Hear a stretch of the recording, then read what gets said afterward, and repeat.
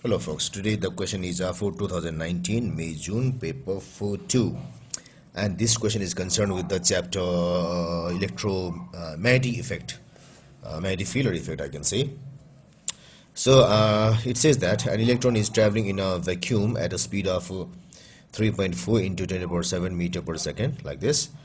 The electron enters a region of uniform magnetic field of flux density 3.2 millitesla, so it is 3.2 into 10 to the power minus 3 Tesla here, as illustrated in figure 8.1.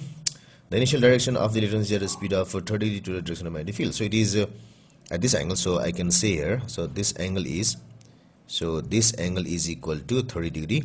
So the angle with the magnetic field is equal to 30 degree, which we often in formulas we use the symbol theta. When the electron enters the magnetic field, the component of its weight V normal and normal to the direction of field causes the electron to begin to follow a circular path. So it says that the component of this magnetic field, which is V normal, so it should be like this, V normal. This thing is responsible to move the body in a circular path. It says so.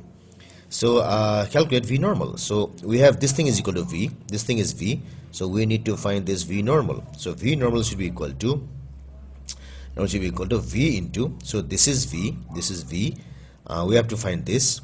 I have this angle, so I've got this angle here, this angle, same thing. I have to find this thing, so it should be sine. So the component in front of the theta is sine, so it is V sine of theta. That's equal to V is 3.4 into 10 to the power 7 into sine of 30 degree, which is equal to 0.5. So it should be 0.5 into this is 1.7 into 10 to the power 7 meter per second. So it is 1.7 into 10 to the power 7 meter per second. Oh, so it's written here, so my mistake. Now we need to find the radius of the circular path. So this thing is responsible to move the body in the circular path. So radius should be equal to the mass into this component of velocity, because the other component does not contribute, and this does not do that. So only this normal component will do that. So Vm into Vn divided B into Q. Q is the charge of the electron. Let's remember that. So mass of electron is equal to 9.11 into 10 to the power minus 31 kg into this V normal is 1.7 into 10 to the power 7 whole divided, I'll have B is equal to 3.2 millitesla, 3.2 into 10 to the power minus 3 into Q is 1.6 into 10 to the power minus 19. So this will be equal to, so let me use my calculator. So it will give me 9.11 exponent minus 31 into 1.7 exponent 7 whole divided bracket 3.2 exponent minus 3 into 1.6 exponent minus 91 bracket close. So this gives me the answer is equal to 0.03025 meters. So it's equal to 3.02 into 10 to the power minus 2 meters. So it is 3.02 into 10 to the power minus 2 meters. So actually it is in centimeters, actually 3 centimeters. So state the magnitude of the force, if any, on the electron in the magnetic field due to the component itself velocity along the direction of the field. So one of the component is this.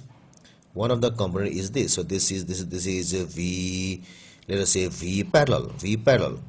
So it says that if this V parallel, because of this V parallel, is there a force? Is there a force on this? No. So in this case, the force will be 0. It's because if I consider this thing, the angle between this thing and the component itself will be equal to 0. So at a 0 degree angle, which we often do as sine theta equal to sine 0 equal to 0. So since this thing becomes 0, there will be no force there. Now next page, let's see what's in the next page. The next page says, use these information from A and B to describe the resultant path of the electron in the magnetic field. So what happens now is, as we have already stated, so that V normal is responsible for the circular path. So this thing will move this thing in a circular path here. Magnetic field here. Let us see here. Magnetic field here, and V normal is like this, like this, like this. So the direction of the force is here. If it is a positive particle. So in case of electron, it will be force will be here. So that means that this thing will try to move like this. Try to move like this.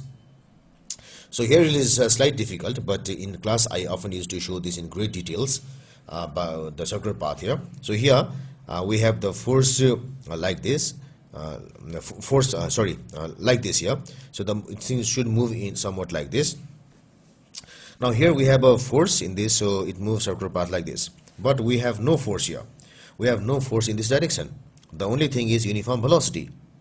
So now our thing has to move in a circle and also move in a uniform velocity in this direction. So there is no force.